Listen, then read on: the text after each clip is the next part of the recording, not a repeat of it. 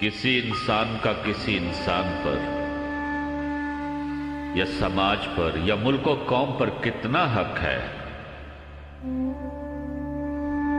اس کے لیے کوئی قانون نہ بھی ہو تب بھی اندازہ لگایا جا سکتا ہے۔ جس شے کی جتنی افادیت ہوگی اتنی ہی قیمت ہوگی، اتنا ہی حق ہوگا۔ حقوق کا تعین، حقوق کا احترام اور حقوق کی ادائیگی کو توازن کہتے ہیں۔ حقوق کی حفاظت میزان ہے۔ حقوق کا لحاظ کرنے والا معاشرہ ایک متوازن اور فلاحی معاشرہ کہلاتا ہے۔ زندگی حقوق سے باہر نکل جائے تو سرکش و باغی ہو جاتی ہے، اس کی تمام قدریں پامال ہو کر رہ جاتی ہیں، اس کا تمام جمال ختم ہو جاتا ہے۔ اگر زندگی حقوق سے محروم ہو جائے تو ایک بے بس محکوم شے بن کے رہ جاتی ہے۔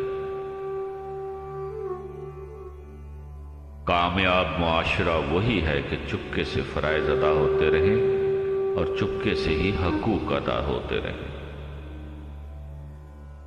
جس دور میں انسان کو حقوق کے حصول کے لیے جہاد کرنا پڑے اسے جبر کا دور کہتے ہیں، اور اگر حقوق کے حصول کے لیے صرف دعا کا سہارا ہی باقی رہ جائے تو اسے ظلم کا زمانہ کہتے ہیں۔ اور وہ زمانہ جس میں کچھ لوگ حق سے محروم ہوں اور کچھ لوگ حق سے زیادہ حاصل کریں اسے افراتفری کا زمانہ کہتے ہیں۔ جہاں ہر شے، ہر جنس ایک ہی دام فروخت ہونے لگے اسے اندھیر نگری کہا جائے گا۔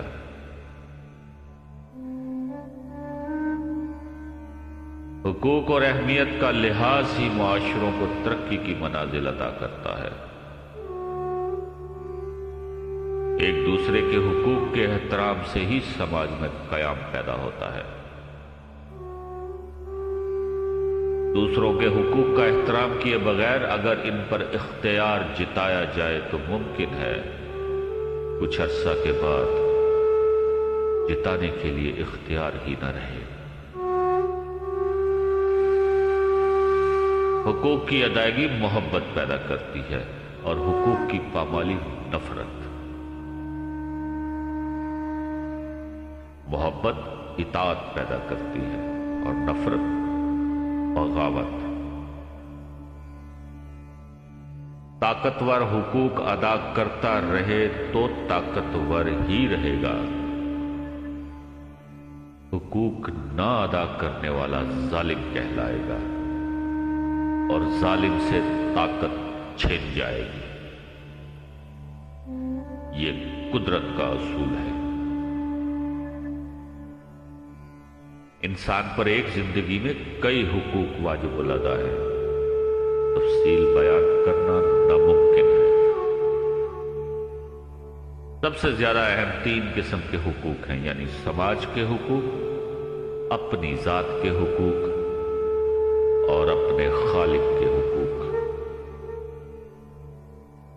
سماج کے حقوق میں قوم کے حقوق، ملک کے حقوق، حکومت کے حقوق، پاس رہنے والوں کے حقوق اور ان لوگوں کے حقوق جہاں انسان مؤثر ہوتا ہے۔ قوم کے حقوق میں سب سے مقدم حق یہ ہے کہ ہم قوم کو قوموں کی برادری میں معزز مقام دلانے کے لیے سعی کریں۔ قومیں افراد کی محنت سے سربلند ہوتی ہیں۔ ہم اپنے مفاد کو قوم کے مفاد پر قربان کرنا سیکھ لیں تو قوم ترقی کرنا شروع کر دے گی۔ اگر افراد قومی منفعت کو ذاتی مفادات پر نثار کرتے ہیں تو نتیجہ مناسب نہیں ہو سکتا۔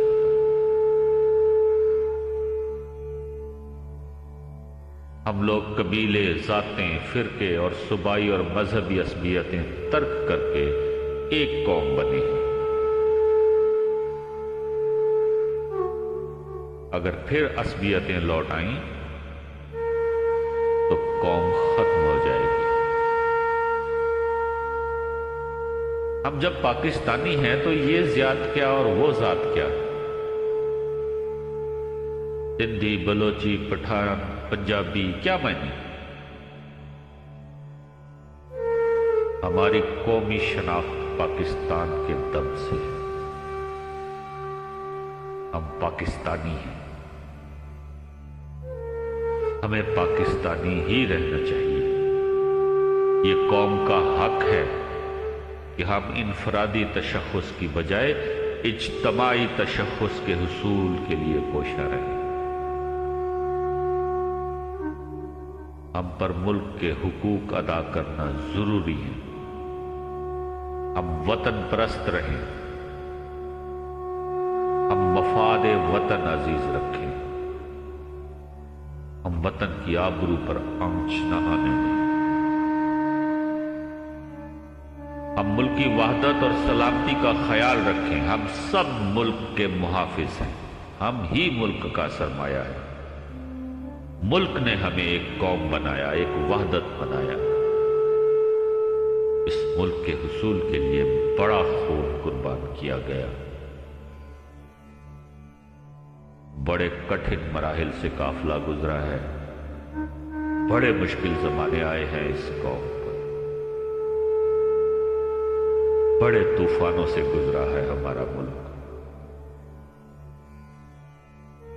ہمارے چھوٹے سے سفر میں ایک بڑا سا حادثہ بھی رونما ہو چکا ہے۔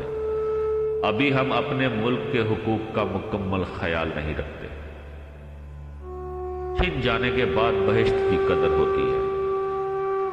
کہیں خدا نخواستہ یہ ملک ہمیں نامنظور نہ کر دے۔ ابھی وقت ہے۔ ملک کے حقوق ادا کرنا ضروری ہے۔ ہمیں گھر کی بات گھر تک رکھنا چاہیے۔ ہم اس ملک کے امین ہیں۔ یہ ملک ہمارا محافظ ہے۔ ملک سلامت ہے تو ہم سلامت ہیں، یہ نہیں تو ہم کہاں۔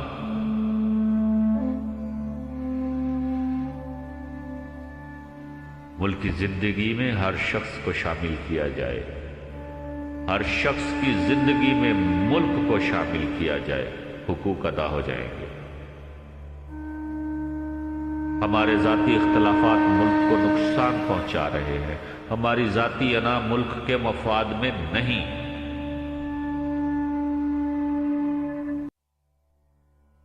ملک حکومتوں کی ذمہ داری ہوتے، لیکن عوام کے بغیر ملک صرف جغرافیہ ہی تو ہے، صرف مٹی۔ حکومت اور عوام مل کر وطن کی تعمیر کریں تو ترقی ہوگی۔ عوام کا حق ہے کہ انہیں پرسکون زندگی ملے، ان کی نیندیں پرسکون ہوں، دن پرسکون، راتیں پرسکون، سرحدیں محفوظ، جان و مال محفوظ، مستقبل و حال محفوظ۔ غرض یہ کہ زندگی اپنی تمام رعنائیوں سمیت سلامت رہے،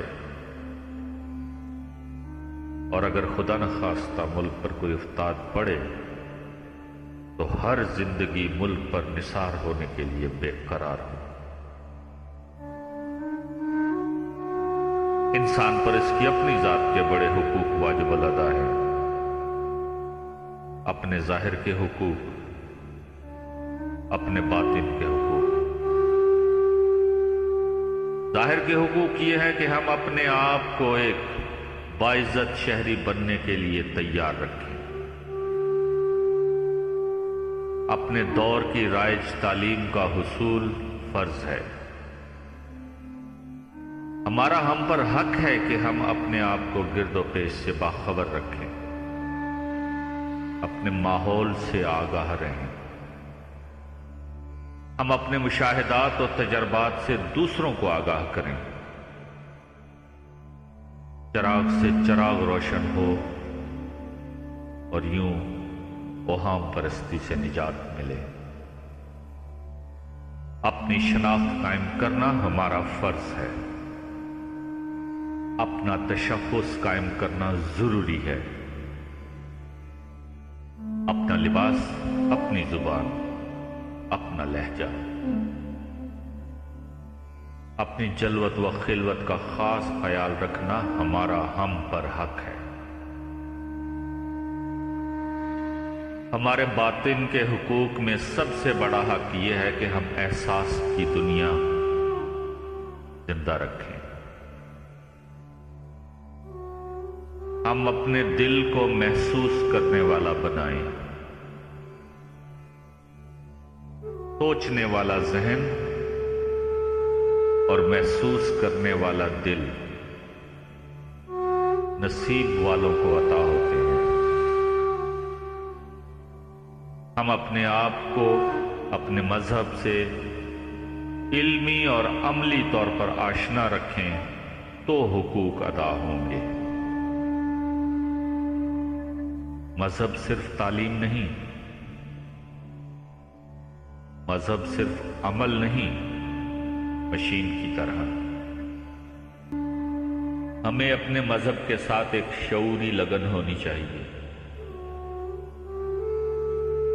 دین اور دنیا کی فلاح کا حصول ہمارا مدعا ہونا چاہیے۔ ہماری مساجد ہمارے لیے فلاحی مراکز بن جائیں تو ایک خوبصورت انقلاب آ جائے۔ حقوق و فرائض کا خیال رکھنے والا معاشرہ ہمیشہ فلاحی ہوتا ہے۔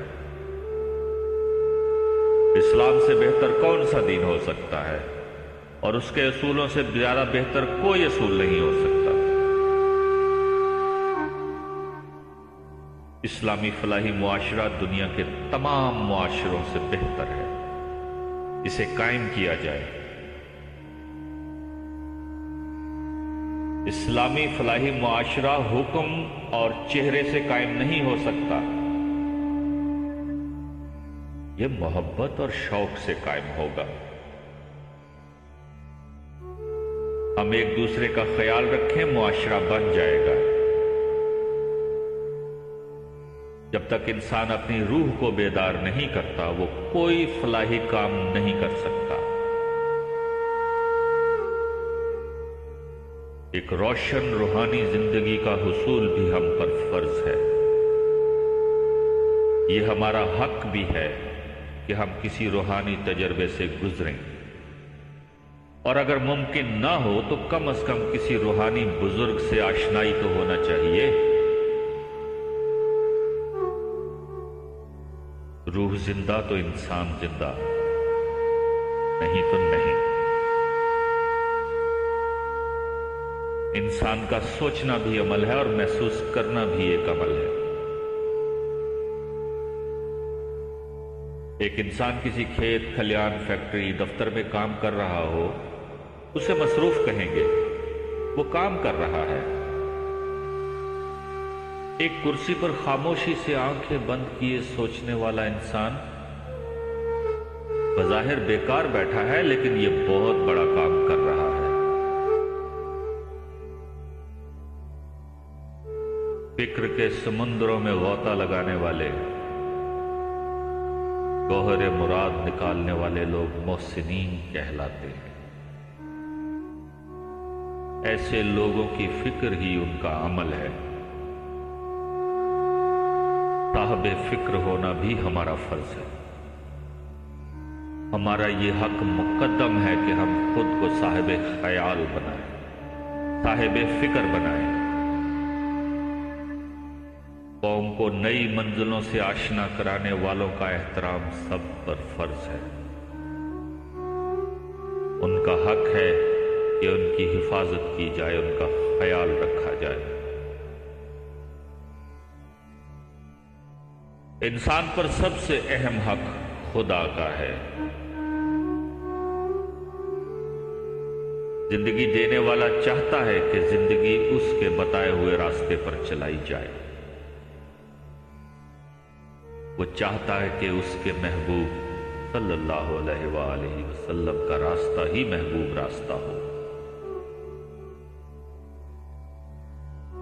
اللہ کریم انسانی زندگی کو اپنی طرف گامزن دیکھنا چاہتا ہے۔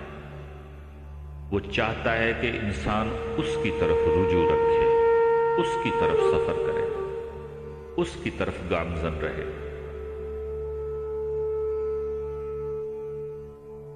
خدا سے غافل رہنے والی زندگی اجابات میں کھو جاتی ہے۔ خالق کے خیال کو چھوڑ کر مخلوق کے خیال میں گم ہونے والا انسان دین و دنیا کے خسارے میں رہتا ہے۔ اللہ ہمیں ایک ہمیشہ رہنے والی سرشاری کی طرف دعوت دیتا ہے۔ وہ چاہتا ہے کہ ہم اس عارضی زندگی کو ایسے اصولوں کے مطابق بسر کریں کہ ابدی حیات حاصل کر سکیں۔ وہ ہمیں حقیقی خوشی اور سرخوشی سے تعارف کراتا ہے۔ وہ اپنے محبوب صلی اللہ علیہ وآلہ وسلم کی محبت سے نوازتا ہے۔ وہ ہمیں ایک کامیاب زندگی سے تعارف کراتا ہے۔ ہم پر فرض ہے کہ اس کی اطاعت کریں۔ یہ اس کا حق ہے، سب حقوق سے مقدم حق جو ہمیں ادا کرنا ہے۔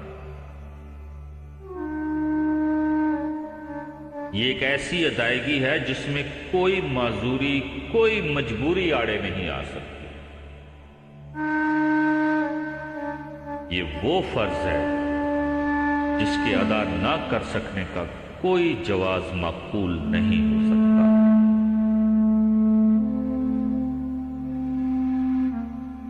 اللہ تعالیٰ نے مخلوق میں سے بھی لوگوں کے حقوق کی ادائیگی فرض کر دی ہے۔ مثلاً اللہ نے فرمایا کہ ماں باپ کی اطاعت کرو،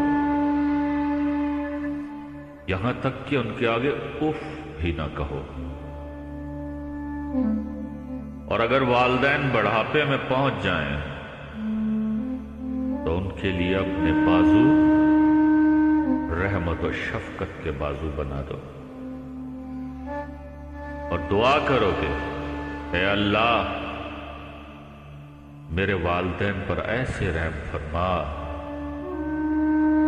جیسے انہوں نے بچپن میں مجھ پر رحم فرمایا۔ ماں باپ کی اطاعت حقوق العباد میں شامل ہے،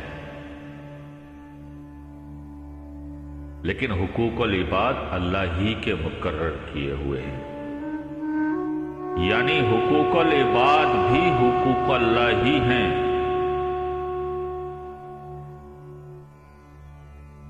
اللہ نے فرض کر رکھا ہے کہ لوگ اللہ کے محبوب صلی اللہ علیہ وآلہ وسلم کی اطاعت کریں۔ حضور صلی اللہ علیہ وآلہ وسلم کی آواز سے اونچی آواز تک نہ نکالیں۔ حضور صلی اللہ علیہ وآلہ وسلم کے فرمان سے زیادہ معتبر کوئی بات نہیں ہو سکتی۔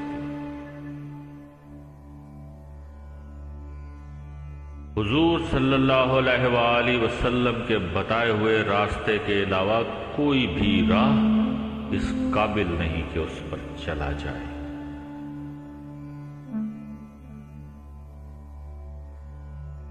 انسان اللہ کے بتائے ہوئے حقوق ادا کرتا چلا جائے تو فلاح یقینی ہے۔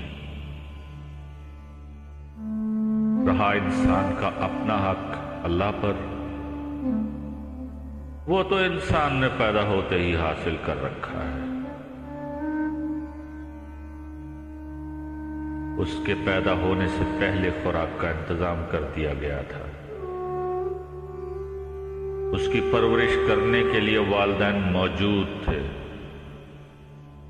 اس کے استقبال کے لیے پوری دنیا موجود تھی، اسے آنکھیں عطا کر دی گئیں اور دیکھنے کے لیے ایک خوبصورت کائنات موجود تھی، یہاں تک کہ عبادت کے لیے مسجد تک موجود تھی۔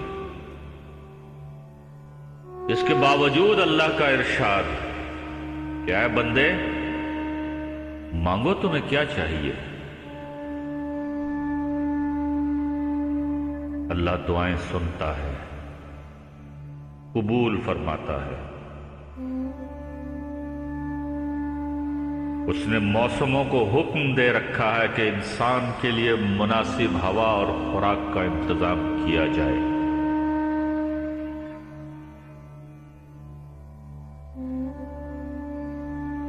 اللہ تعالیٰ نے اطاعت کرنے والے انسان کو اشرف بنا دیا۔ زمین و آسمان مسخر کرنے والا انسان صرف اپنے رب کے سامنے جھکنے کا فرض ادا کرے۔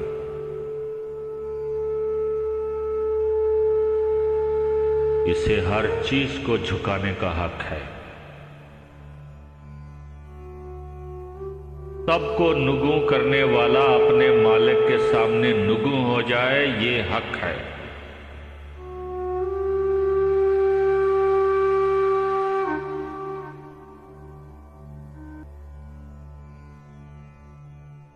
اللہ ہمیں حقوق ادا کرنے کی توفیق عطا فرمائے۔